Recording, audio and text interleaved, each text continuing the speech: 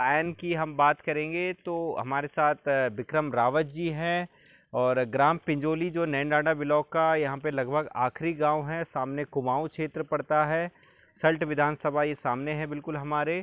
तो स्वरोजगार के प्रति उनके दिल में एक आशा, एक ऐसी भूख है जो यहाँ पे आके हमने देखी। वाकई में जो है काबिले तारीफ़ है, दूसरे लोगों के लिए भी प्रेरणा स्रोत है। काफ़ी चीज़ें उन्होंने यहाँ पे इम्प्लीमेंट करी है, चाहे वो साग सब्जी से रिलेटेड हो, चाहे मछली पालन से रिलेटेड, मुर्गी पालन अभी बना रहे हैं यहाँ पे, ये सब चीज़ें डेवलप कर रहे हैं, काफ़ी पैसा वो लगा रहे हैं। तो आइए मिलते हैं, पूरी जानकारी उनसे लेते हैं। सर, बहुत बहुत स्वागत है आपका हमारे चैनल पे। धन्यवाद। कहाँ से प्रेरणा मिली है? आप जैसे मीडिया कर्मियों से ये प्रेरणा मिलती है, हाँ हाँ। क्योंकि मीडिया एक अपने में एक स्तंभ है। और जब न्यूज़ और ये सारा कुछ देखते हैं तो उनको फॉलो करते हैं कि हम क्या करें और क्या ना करें। क्या ना करें। सबसे पहले सर मैं ये जानना चाहता हूँ कि आप दिल्ली एनसीआर में कहाँ पे रहते थे? मैं बेसिकली गाज़ियाबाद में रहता था और अपना ही वहाँ काम करता था। बट वहाँ पे काम करते करते काफ़ी उब चुके थे और कुछ कोरोना ने इतना कमर तोड़ दी कि हम यहाँ आने के लिए बेबस हो गए। तो मैं अभी कैमरामैन से निवेदन करूंगा, थोड़ा ये तालाब आप दिखा दीजिए। ये इन्होंने मछली पालन के लिए पॉन्ड बनाया है और इधर की साइड ये अभी मुर्गी फार्म हाउस बन रहा है, बड़े लेवल पे बन रहा है। इसके पीछे भी एक तालाब बना हुआ है मछलियों के लिए। ये आइडिया कहाँ से आया कि क्या करना है यहाँ इस टाइप का वर्क? बेसिकली आइडिया मैं गाज़ियाबाद से पौड़ी गया था, तो वहाँ पे एक एप्पल मिशन चल रहा था उस समय। तो डीएम साहब के पास मैं गया, साहब मैं भी करना चाहता हूँ। उन्होंने मेरे को एक एप्पल मिशन में एक कुछ दे दिया। मैं वहाँ से जब मेरा मिशन पास हो गया, मिशन उन्होंने मेरे को दे दिया, मेरे को अब इमीडिएटली पौधे लाने थे, एप्पल के पौधे लाने थे। तो मैंने फिर एप्पल के पौधे हिमाचल प्रदेश से एप्पल के पौधे मंगाए। पौधे मंगाने के बाद मैंने उनको लगाना शुरू करा। तो उस समय यहाँ ज़मीन बिल्कुल भूखी थी, मतलब सूखी हुई थी, पानी नाम का कोई तिनका नहीं था। अब पौधे तो मेरे को डीएम साहब ने दे दिए, लेकिन मेरे सामने विकल्प ये था कि अब इनको बचाऊं कैसे। तो उसके लिए फिर मैं एफर्ट्स लगा के जैसे कैसे करके पानी 2 किलोमीटर, जो कि आपने देख लिया, जो ये पानी चल रहा है जो ये 2 किलोमीटर से ये पानी की लाइन में बिछा के लाया। उस विदिन 15 डे के अंदर मैं इस पानी को पौधों को बचाने के लिए लाया। अब इसमें मेरा 4.5 लाख का लागत लग गई। पौधों को बचाने के लिए केवल मैं ये पानी लाया। अब जब मेरा इतना कैपिटल इस पानी में चला गया, तो मैं कहा भाई ये तो मैंने अपनी ज़िंदगी में जो मैंने सेव करा था, कुछ कर्जा लेके और कुछ जैसे भी करके मैंने पौधों को बचाने के लिए कार्य करा। तो मैं कहा इससे तो कुछ पौधे तो मुझे आज खाने के लिए नहीं देंगे। अब मैं अपने बच्चों को कैसे मैं पढ़ाऊँ, कैसे क्या कराऊँ। जो पैसा था वो भी मैंने पानी की लाइन में खर्च कर दिया। तो फिर मेरे दिमाग में आया कि मैं अब इस पानी को कैसे यूटिलाइज कर सकूं। तो मेरे दिमाग में फिर ये तरह तरह की बातें घूमती थी कि मैं अब इस पानी को यूटिलाइज करने के लिए एक मुर्गी फार्म बनाऊंगा। फिर उस पर थोड़ा सा काम शुरू करा, है ना। काम करते करते करते कैपिटल बहुत ज़्यादा इधर उधर से कर कुर के रिश्तेदारों से लेके मतलब थक चुका हूँ। अभी भी आपके सामने चल ही रहा है। और आप कितना पैसा लगभग खर्च हो ये गया? तो देखो, मैं क्या कह सकता हूँ, आपको दिख रहा है कि क्या पैसा मैंने लगाया है। अच्छा, मैं बात करूँ सरकार की, तो सरकार से कितनी मदद मिली आपको? सरकार से बेसिकली क्या, मैं बीडीओ साहब भी यहाँ ऑलरेडी विजिट कर चुके हैं, वो भी देख चुके हैं। पशु विभाग के अधिकारी पौड़ी से भी विजिट कर चुके हैं, वो भी यहाँ देख चुके हैं। बट रही अनुदान की बात, तो 30-35 हज़ार रुपये वो कि हम तुम्हें अनुदान दे रहे हैं, क्या 30-35 हज़ार में क्या मैं पॉसिबल है कि मैं ये कर सकता हूँ? सही बात है। जबकि मेरे 40 लाख के आसपास आज जो आप देख रहे हो, 40 लाख के आसपास मेरा खर्चा हो चुका है। तो कहते हैं कि गवर्नमेंट करेगी। भाई 40 लाख के सामने देखो 30-40 हज़ार क्या महत्व रखती है। वो भी अच्छा, कुछ मछली पालन, मुर्गी पालन, इनकी तो बड़ी बड़ी स्कीमें सरकार के पास है, लोन मिलता है। इसके बारे में किसी ने जानकारी नहीं दी। नहीं, लोन की बात करें तो लोन के लिए मैंने अभी जैसे अप्लाई करा हुआ है। मैं बता रहा हूँ कि लोन के लिए भी मैंने अप्लाई करा। जिला उद्योग से मेरा 15 तारीख को कॉन्फ्रेंसिंग हुई थी और सीडीओ पौड़ी ने हमारे से कॉन्फ्रेंसिंग करी थी। वहाँ से लेटर भी मेरे को आ चुका है कि आप अपने बैंक में जाओ। आज इस बात को 2 महीने हो गए हैं। बैंक गवर्नमेंट जरूर कह देती है स्वरोजगार, लेकिन बैंक मेरे से इतनी मतलब ऐसी बातें करती है कि जैसे मैं रिफ्यूजी हूँ। वो मतलब अगर 50,000 रुपए के लिए भी इतनी गारंटी और ये मांगती है, तो ये तो 10 लाख रुपए की बात है, जो कि मेरे को सीडीओ पौड़ी ने सैंक्शन करे हुए हैं, लेटर दिया हुआ है। उसमें भी बैंक मैनेजर दुनिया भर की।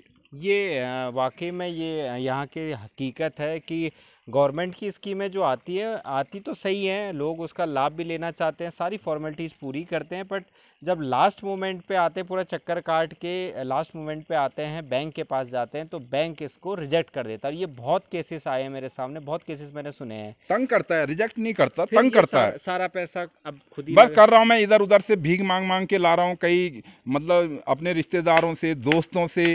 तो बस अब काम भी, अब तक ये मेरे को इसमें प्रोडक्शन मेरा शुरू हो जाना चाहिए था, लेकिन पैसे के अभाव में प्रोडक्शन भी मेरा शुरू नहीं हो पा रहा है। अच्छा, मैं बात करूं सर सड़क की, तो सड़क भी आपकी ऊपर है, काफ़ी दूर है, तो कैसे यहाँ से माल को ऊपर तक सप्लाई करोगे? देखिए बेसिकली क्या है कि देखिए, ये तो सड़क के लिए भी सरकार से, यहाँ के स्थानीय विधायक से कई बार निवेदन कर चुके हैं, बट विधायक भी हमारे जो हैं उनको वोटों से मतलब है, जनता से और कोई लेना देना नहीं है, वोटों से। और मंदिर बनवाते हैं, मंदिरों पे वो खर्च कर सकते हैं, लेकिन अगर कोई इस टाइप से बेरोजगार आदमी कोई करना चाहता है तो विधायक भी उनसे मुँह मोड़ लेता है। ये पूरे उत्तराखंड की परिभाषा है, एक मेरे लैंसडाउन से ही नहीं, पूरे उत्तराखंड की ये विडंबना है। जब इनको वोटों की जरूरत होती है तो ये हमारे पास आते हैं। तो ऐसी निकम्मी सरकार, मैं तो यही कहूंगा, निकम्मे विधायक, वोट मांगते हुए इनको शर्म आनी चाहिए। ये इनको ऐसा हक नहीं होना चाहिए कि किसी गांव में किसी क्या के पास। कहा था उन्होंने जब आपने सड़क? मैं बेसिकली इनके पास गया कि मैंने ऐसा ऐसे करा है। कहा जब तुम 6 महीने रह के तो दिखाओ। मेरे स्थानीय विधायक मेरे को कहते हैं कि तुम 6 महीने यहाँ रह के तो दिखाओ। मैं कहा साहब रहने क्या, मैंने अपनी जिंदगी का पूरा कुछ लगा दिया है, अब मैं कहाँ जाऊँगा।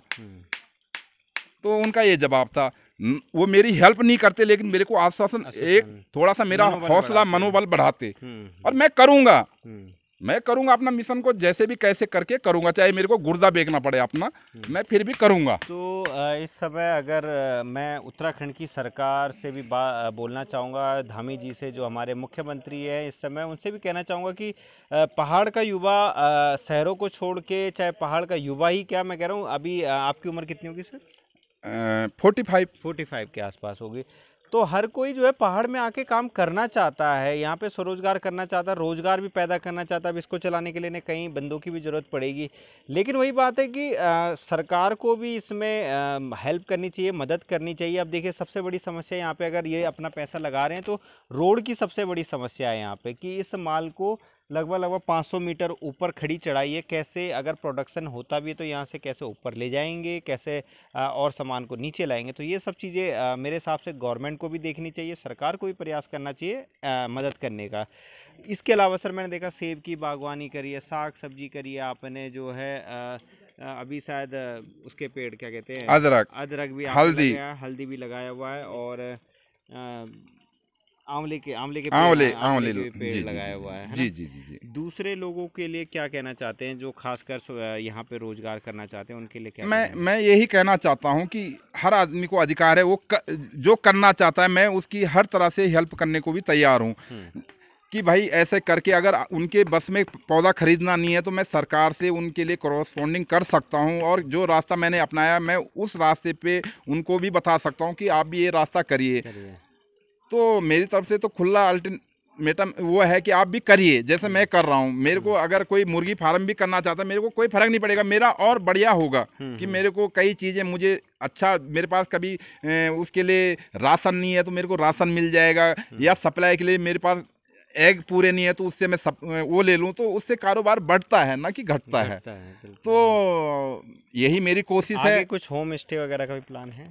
होम स्टे मीन्स मतलब अगर कोई टूरिस्ट घूमने के लिए आना नहीं, चाहता इस टाइप से मेरे पास फंड नहीं है विचार, बट मेरे पास फंड नहीं है, फंड की नहीं कमी है जी। तो चलिए, आपको बहुत बहुत शुभकामनाएं और उम्मीद करते हैं अगली बार जब हम आए तो यहाँ पे हमें मुर्गियाँ मिले, मछलियाँ मिले, नीचे सेबों के पेड़ पे सेब मिले, आंवले के पेड़ पे आंवले मिले। काफ़ी कुछ आपने यहाँ पे किया है परिवार से।